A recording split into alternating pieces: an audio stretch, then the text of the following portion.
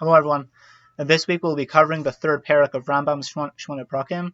Last week we covered the first two Perakim, where Rambam introduced us to the human nefesh, right, the human soul, its various parts, how it's responsible for certain actions of ours, which parts are responsible for actions of ours, how they relate to the mitzvahs, etc. This week we'll be discussing the third Perek, which talks about the human soul, right, the nefesh, and when it's sick. What does it look like when it's sick? How do you relate to that? And by way of analogy, Rambam actually introduces the idea that this is actually very similar to when a human body is sick. When a person is sick, right, physically, what happens? Often that which is good appears to them as bad, and that which is bad appears to them as good. And his analogy goes that often when a person is sick, the doctor will prescribe certain medication that is disgusting to the sick person, and yet the sick person has to have it. Even though it's disgusting to him and it is completely unappealing to him, however, the sick person, in order to get healed, needs to have that which is gross. And this is not Rambam's analogy, the following, that a person might also look to a person who smokes, who is addicted to nicotine. You'll see the person doesn't feel as good as when he gets that first puff of his cigarette. It feels great, but it's bad for him. It is objectively bad for him to be smoking. And similarly, when he goes off smoking, right, he starts to experience withdrawal symptoms. That's horrendous. That's awful. He'll say that this is not a pleasant experience at all. But that's the beginning of him purging himself of his addiction, and he starts to become healthier, and his body is able to start recuperating. But that's generally the way things work with the physical body when it's sick. So too, says Rambam, that same process, at least a very similar process, happens when a person is spiritually sick, when his nefesh is ill. What does he mean? That which is good for him will appear to him as bad, and that which is bad to him will appear to him as good. And even though Rambam does not give an example, Perhaps I'll suggest the following. Often when a person becomes more acquainted with Jewish law, right, becomes to be more diligent about mitzvah practice, they'll encounter things that seem complete turnarounds for them. And if you were to ask them about this before, you'd be like, there's no way that that's true. That is for sure incorrect. For example, people often like to go to shul on Shabbat, and it's very important to them, and for good reason. Going to shul is important. It's good. However, they'll drive to shul on Shabbat because, like, look, I live too far away. If I don't drive, I'm not going to go at all. And so even though the proper halachic response is, well, don't drive and don't go. And yes, of course, it's sad that you can't go to shul, but it's more important not to drive. Now, many people will be like, what are you talking about? That can't possibly be true. You're so close-minded. But that's the answer. And even though it strikes us as wrong and off and bad, all the same, that is actually the correct response. And so too with other examples, but I think that'll illustrate the point. So, says Rambam, when a person's nefesh is ill, that which appears to them as good is actually bad, and that which is bad appears to them as good. That's what happens. And so what do we do? How do we correct this issue? So he covers this in the second paragraph, and he says, וכמו שהחולים כשידעו חולים ולא ידעו מלאכת הרפואות, ישאלו הרופאים ויודעים מה שצריך לעשותו, right? So likewise, just as when people unacquainted with the science of medicine realize that they are sick and consult a physician who tells them what they must do, forbidding them to partake of that which they imagine beneficial, and then prescribing certain things to stay away from or things to do in order to get better, to heal themselves, so those whose souls become ill should consult the sages. What does he say? כן חולי הנפשות צריך להם שישאלו החכמים אשר הם רופאי הנפשות ויזהירו מן הרעות ההם אשר יחשבו בהן שהן טובות. Right. So too, those whose souls become ill should consult the sages, the moral physicians, who will advise them against indulging in those evils which they, the morally ill, think are good, so that they could be healed by that art, and they should go back to the normal condition. That's what he says. Now, the diuk we want to make here is the fact that Rambam says the chachamim. That's very interesting that he said that. Why not the tzaddik? And in fact, Rambam seems to be basing himself off of a Gemara.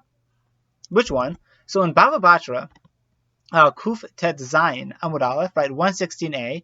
So we have a Gemara that says, and by the way, this part of the shir is based directly on a shir I heard from Rabbi Gershenfeld. He gave this about the coronavirus. This is a very brief summary of that shir. There's obviously way more details, but there's no way we can cover it all. So says the Gemara in Bava Batra, Darsha Rabbi Pinchas bar Chama, Kol sheyesh l'chola betoch beito yelech etzel chacham v'yivakesh alav rachamim. Right? So Rabbi Pinchas Bar Chama interpreted the verse homiletically, right? He darshaned it. Anyone who has a sick person in his home should go to a sage, and the sage will ask for mercy on the sick person's behalf. That's what the Gemara says. And amazingly, this is Paskin Lahalacha in the Ramah. If we were to look in the Shulchan Aruch, in Yoreh Deah 335 Halacha 10, it says, Yesh Omrim, Shemi Sheyesh L'chola Bebeito Yelech Etzel Chacham Shebe'ir Shivakesh Levrachamim. That's what it says in the Gemara, Paskin in the Shulchan Aruch, and apparently brought down in Rambam's Shemonah Perakim. Go to a Chacham. Now our question is, why a Chacham and why not a Tzaddik? What is so special about a Chacham that a person who's chol, a person who's sick, should go to them and not to a Tzaddik? That is the subject of Rabbi Gershenfeld's shiur. And he says, again, in brief, in summary, this really represents the basics of Judaism. The basics of Judaism represent us as follows. There's a difference between Kedusha and Chol. Between Kadosh and Chol. We say this every week in the Havdalah, right? Hamavdil ben Kodesh lachol. That which is, we separate between that which is Kadosh, that which is mundane, and secular and profane, right? Just like we separate between the Jewish people and the Goyim, between the 6 days of the week and Shabbat, so too here. Now, in order to understand this, okay, so what does Kedusha mean? What does that mean? Says Rabbi Gershenfeld, it means passionate connection. And if we're to look, he cites as one of his proof texts, in the Gemara in Kedushin, right at the beginning, Bet Amud Bet, right? There's a Tosfot, the second Tosfot on the page. It says, right? So he says about halfway through, what does Mekudeshetli mean? Miyuchedetli. She's special to me. She's unified with me, perhaps. Umzumenetli. She's like attached to me. So this whole idea of kadosh means that there's passionate connection. Now, why does it matter? Because when a person is healthy, what does he do? He feels connected, right? He feels connected to other people. He feels connected to his own body. His mind is connected. He's able to relate to things. He's able to think deeply. He's connected to his brain. When a person is sick, what happens? The exact opposite. He feels completely disconnected. He can't be around other people. He feels disconnected from his body. Everything is off. He can't think clearly. He's off. The point is, there's a total disconnection. And amazingly, the Torah, in order to convey this word of sickness, of disconnection, what's the word it used? It used the word chole. A chole. A chole, a sick person, is a person who is disconnected.